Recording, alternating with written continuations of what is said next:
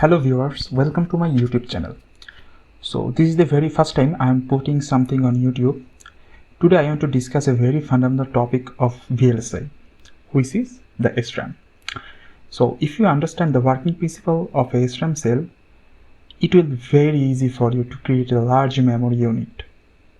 So I will make a package of videos where you will design a 16-bit memory cell using SRAM using CADENCE VIRTUOSO. So please complete this whole package and you will get a fantastic idea to design something interesting using transistors. Also, it will help you to make SRAM related projects.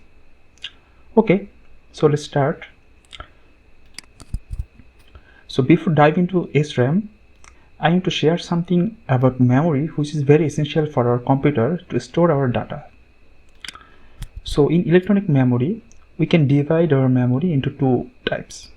One is non-volatile and another one is volatile memory, or you can say the volatile memory, which is the primary or main memory, and the non-volatile memory or the secondary memory. So okay, let me draw something. I already draw for you. Okay, so here is system, we can see. So basically what is the ruler? Okay, so when you write a program, you create a file on the secondary memory, right? So like a C++ file. So you have a C++ file in secondary memory or hard disks to your computer, and then at some point it is loaded into the main memory. Okay, so translated, and then your program is here. Okay, so then your CPU is waiting for the instructions from the main memory, right? So you write the bunch of instructions into your C++ codes or any program, right? So then those instructions are actually loaded into this main memory. Okay, so then it feeds the instruction to the CPU. Okay, so then your CPU is asking what's next. Okay, so it is ready for the another instruction. So it feeds the second instruction, the third instruction, fourth instruction. So it's called actually the phase execute cycle. So, and these two parts, the CPU and the main memory, are what they are actually participate to run your program. Okay, and the main memory is where you kind of live. Okay, so where actually your program lives here. Okay, now you might say, oh, my CPU is very fantastic. So actually not. The fantastic actually your programs. Okay, so this CPU is nothing but a very fast hand calculator, okay, with lots of storage. So you can, I think you can best to think about it. Okay, so now the reason we have the main memory is that it's designed to be really fast. Okay, so the faster main memory, the faster it will communicate with the CPU, and hence runs your program faster. Now tell me, who wants to run their applications as fast as possible? I hope you know the answer. So the main memory is super fast, and what happened is when the computer turns off, the program is erased from here, right? Your computer probably use both static RAM and dynamic RAM at the same time. Okay, so here comes the static RAM and dynamic RAM. Okay, so what are those actually? So those sequential elements in the volatile memory or the main memory RAM, so we can say there are lots of memory cells. Okay, and those memory cells can be a static structure or can be the dynamic structure. Okay, so in the static RAMs, they are faster and less troublesome, but they require more area than the dynamic counterparts. So why? So let's dive into it. Okay, so basically the static cells use some form of feedback to maintain their state. So what kind of feedback? Okay, here you can see there are two inverters connected back together. So we can say some cross-couple inverters, which is actually connected one inputs to another outputs, and thus we are creating stable state. right? So if you give some data here, so it will remain stable. On the dynamic part here, you can see there are a transistor and a capacitor only. Okay, so your dynamic RAM is the most common type of memory in today. Okay, so in your dynamic RAM chip, each memory cell holds 1 bit of information and is made of 2 parts actually. So you can say that already, a transistor and a capacitor. In a large memory unit, there are millions of these single transistor and capacitors. Okay, so the capacitors hold the bit of information, right, a 0 or 1, and the transistor act as a switch, okay, that lets the control circuitry of the memory chip when write and when to read. Okay, and also it controls the circuitry on the memory chip, read the capacitor or change its state.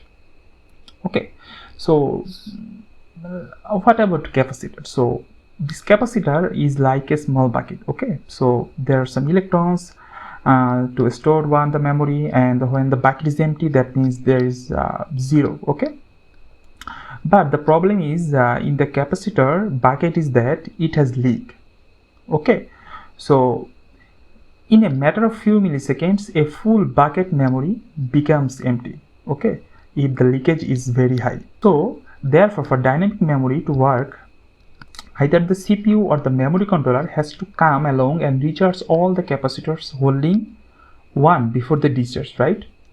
So to do this, the memory controllers first read the memory and it writes back before discharge. Okay, so you can say there is a refresh operation in the state of 1, right? So this refresh operation happens automatically thousands of times per second. This refresh operation is where dynamic RAM get into SRAM. Okay, so now you can call it the dynamic because this dynamically refreshed all the time, or it will forget, or it forgets what it is holding, right? So there's the downside of the dynamic RAM, because all of this refreshing it will take time and slow down the memory. Okay, but the static RAMs uses a completely different technology. So in this static RAM, those inverters hold each bit of memory but never has to be refreshed. Yes, it refreshed, but not for stable the state. Okay, so this makes static RAM significantly faster than the dynamic RAM.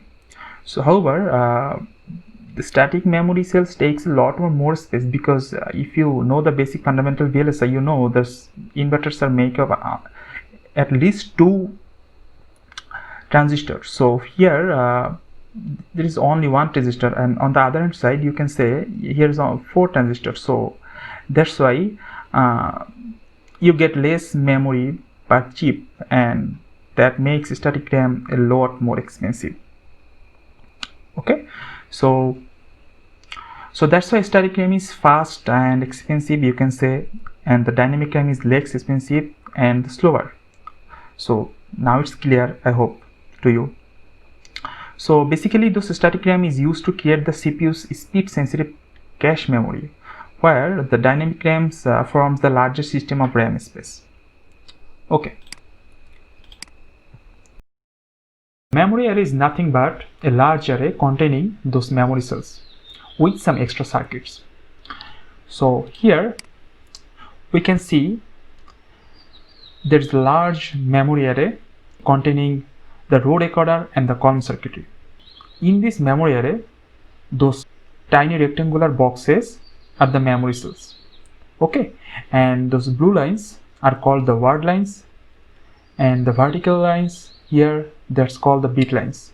So here the row recorder uses the address to activate one of the rows by asserting those word lines, and the column circuitry does the vice versa using the bit lines.